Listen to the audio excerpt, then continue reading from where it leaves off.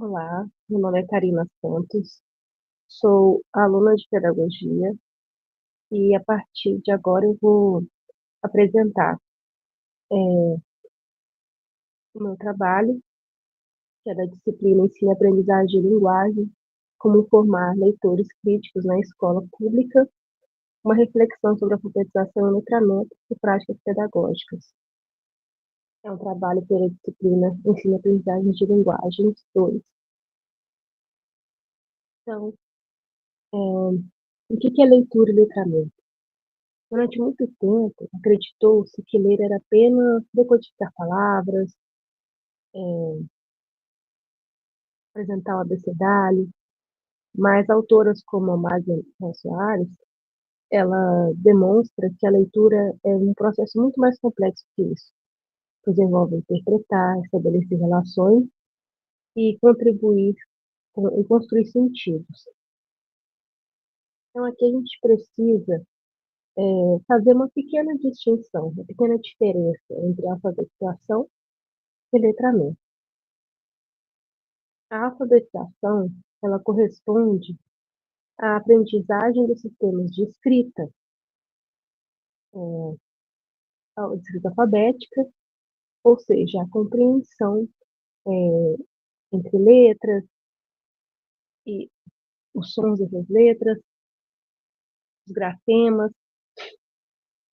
Já o letramento, ele refere-se ao uso social da leitura.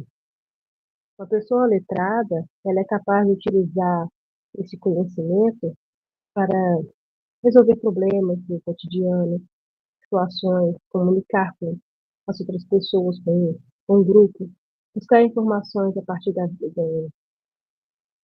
participar, né, da vida em sociedade.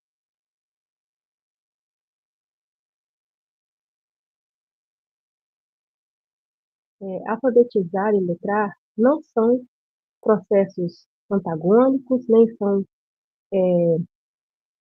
processos diferentes em si, mas eles são processos complementares.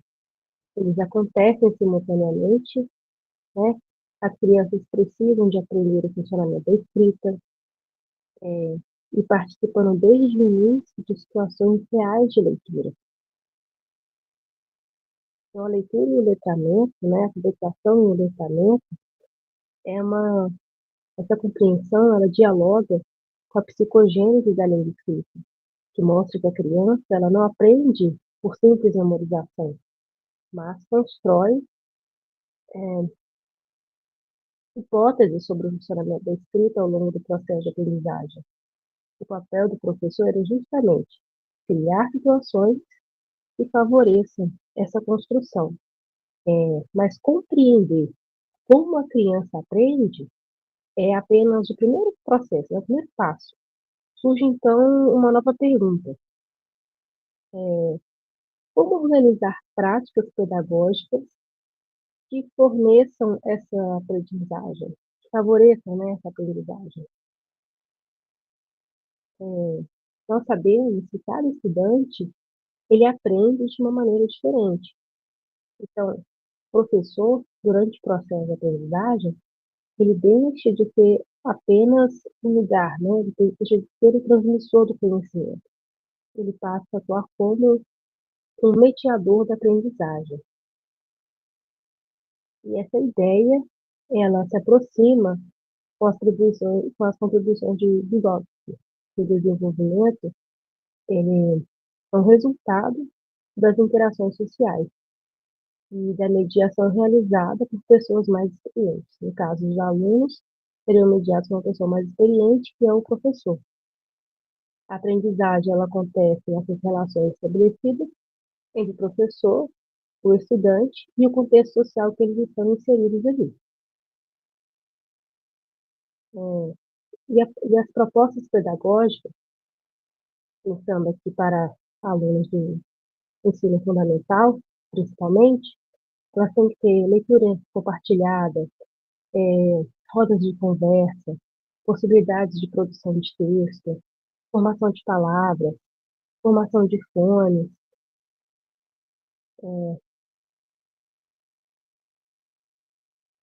e E essas atividades, elas permitem os participantes, que os estudantes participem ativamente da construção do conhecimento, tornando a aprendizagem mais significativa.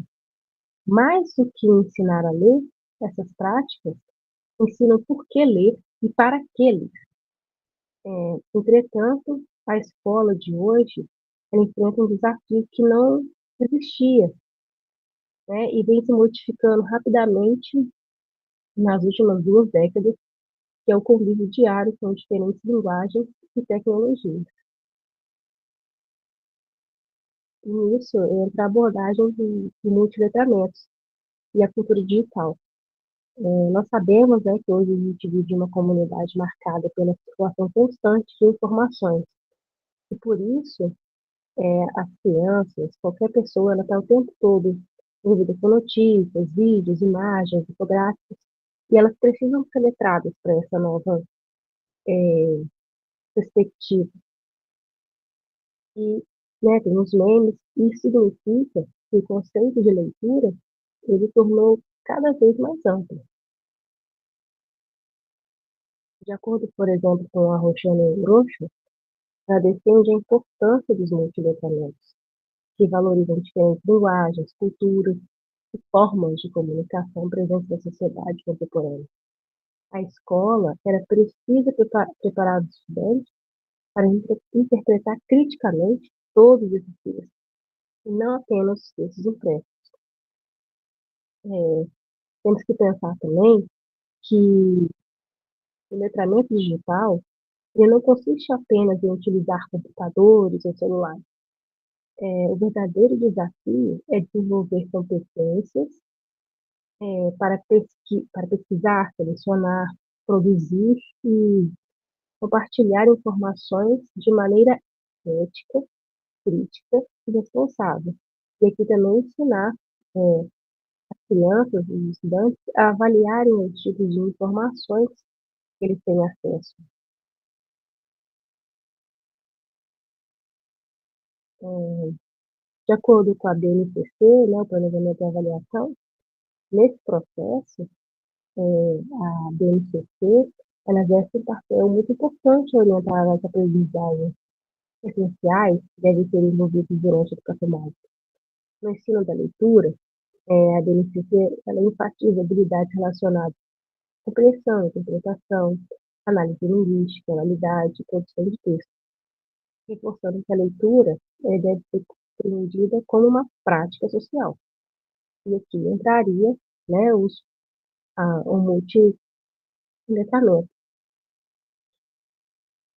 É, e, ao mesmo tempo, o planejamento do professor ele precisa considerar as características da turma, os conhecimentos prévios dos estudantes e os objetivos de aprendizagem.